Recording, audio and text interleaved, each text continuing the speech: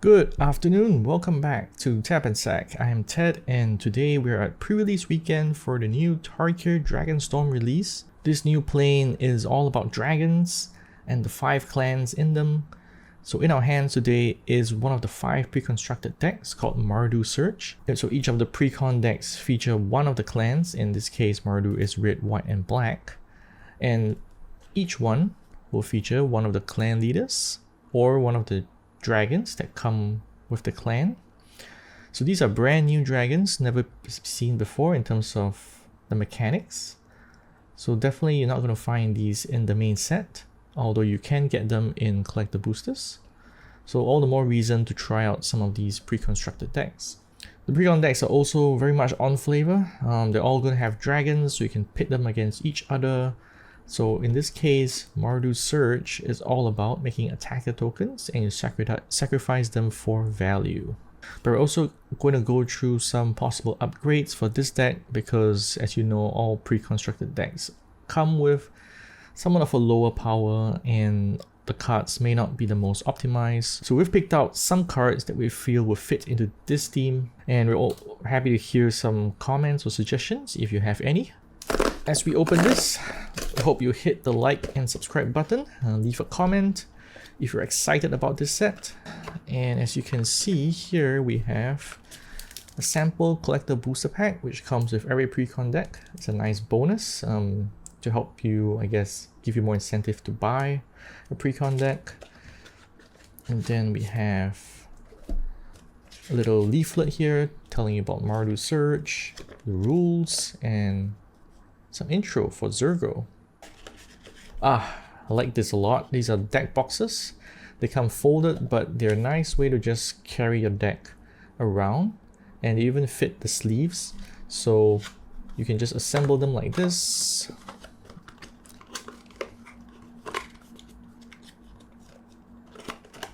And you've got a nice box, which I'll definitely be using.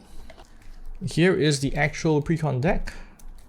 Kind of an improvement on their packaging. They actually make sure there's a nice presentation window, but you can just take it out. And let's get into the deck itself. We'll quickly run through the cards. We picked out some of the new ones that are exclusive from this pre-con. There are also some notable reprints in all the pre-con decks. Some are more valuable. Mardu is not one of the most, but it's still going to have some good cards. So let's look at Mardu Storm Render. Maybe we'll just read the commander text so that you know what's going on. So it's a 3-mana 3/3 with Mobilize 1. Mobilize 1 means whenever it attacks, you create a 1/1 red warrior creature token, and then you sacrifice it at the beginning of the next end step. So Zergo has an interesting ability. It's whenever a creature token you control leaves the battlefield, you draw a card if it was attacking, otherwise each opponent loses 1 life. So it doesn't matter if your tokens are dying or they're being exiled or just being bounced away from the battlefield, you will still create one of these effects, which I think makes Zergo a very viable commander to be used. And this is the secondary commander, Nerif. This is the dragon I was telling you about, that every pre-con deck will have one. So Nerif is a 4/4 flying death touch. When it comes in, create 2/1 tokens, and when it attacks, you exile a number of cards from the top of your library equal number of differently named tokens you control. And then you can play those cards if you attack with the commander.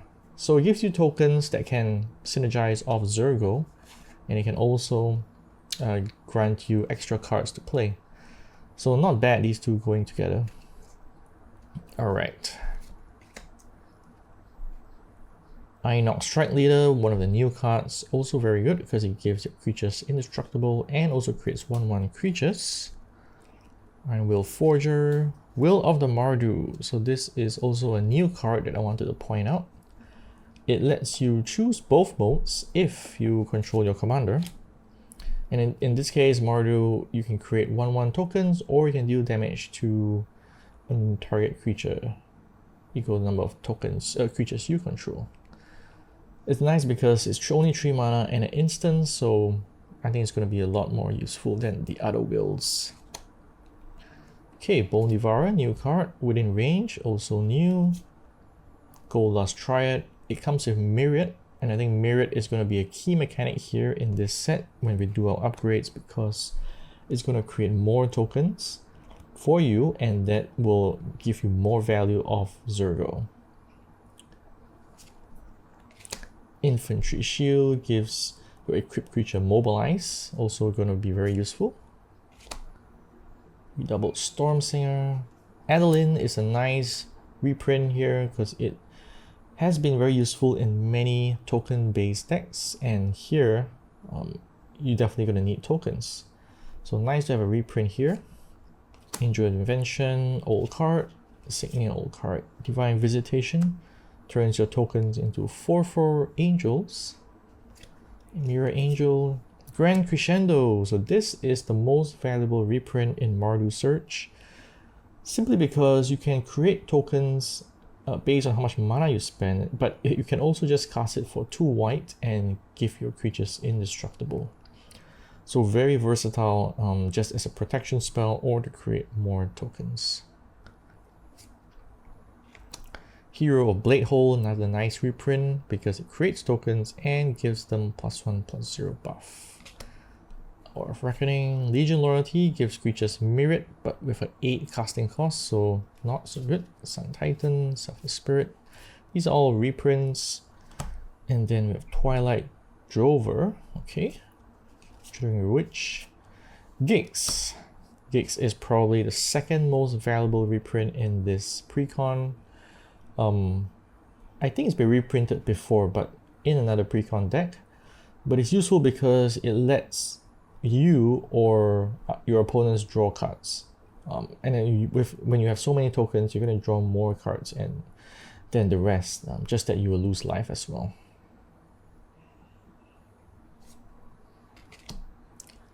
Mindblade Render, Ophimancer, Yehani, Grenzo, Legion Warboss, Siege and Commander, Temper Vengeance. So this is a new card because it's got the Tarkir symbol. So this one X costs and you create X11 tokens.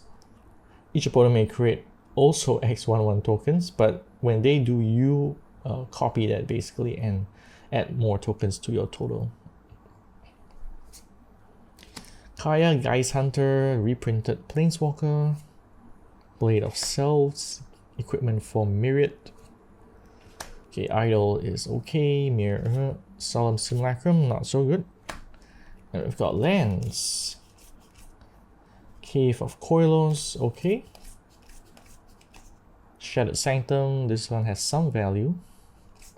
And one card was turned upside down, which is Soul Ring. Okay, Lightning Greaves, always very useful in any commander deck and will always have some value. Skullclamp, similarly.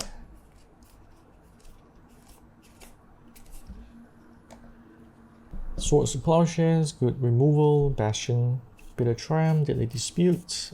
All these are pretty good. Some are not as good as others, but they can be removed. We got Talismans, Wayfarer's Bubble, Jugabog. Okay, I've got lands, and now the basic lands, which, well, there are a lot of them in the precon deck, and they will have to be changed to pretty much more non-basics. And then we've got tokens, treasures, goblins, humans, so all kinds of tokens actually. Right, and there you have it. That is the Mardu Surge precon deck. And just hoping for something good here in this collector booster sample. It's a nice bonus. I've heard you can even get the mythics such as Mox or Ugin. Hope we get one mythic at least. Okay, the first card I think is usually the less valuable one. It's a rare.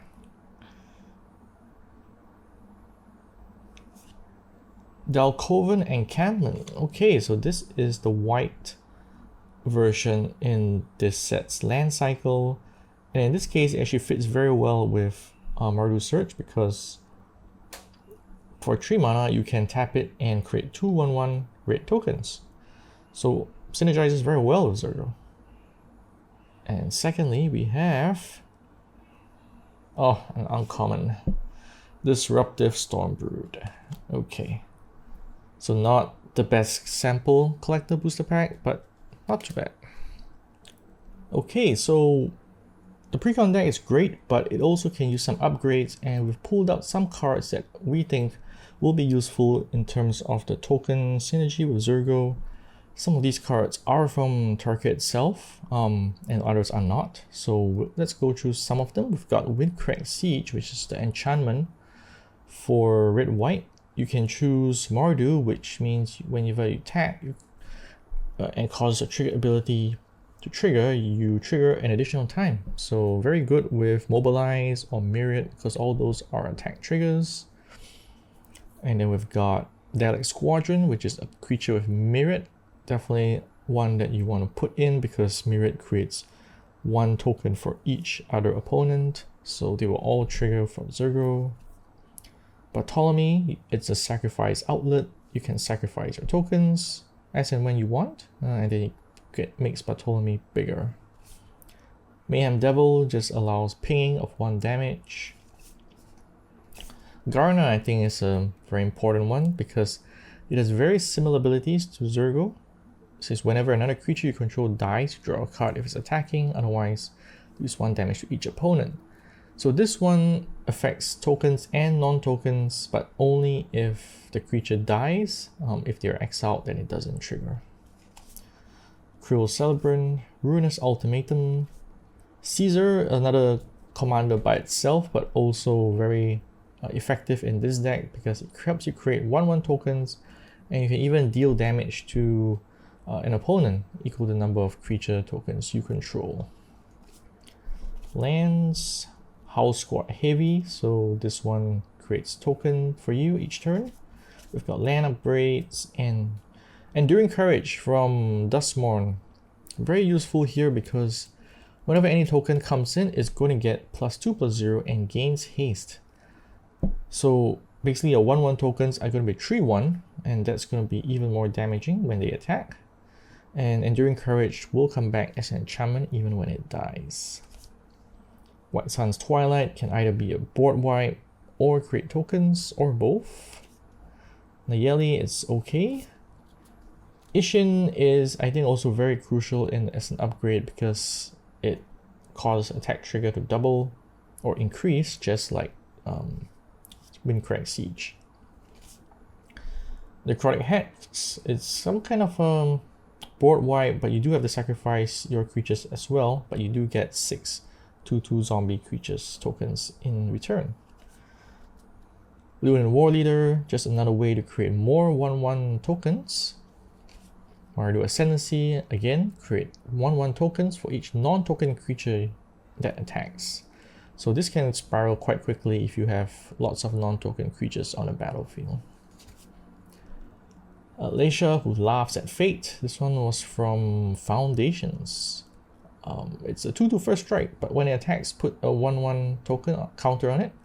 And the best part is you can return target creature card with mana value less or equal to the power from graveyard to the battlefield. Boros Charm, a very expensive uncommon, but useful because it's going to give something double strike or give your permanents indestructible. This is a secondary.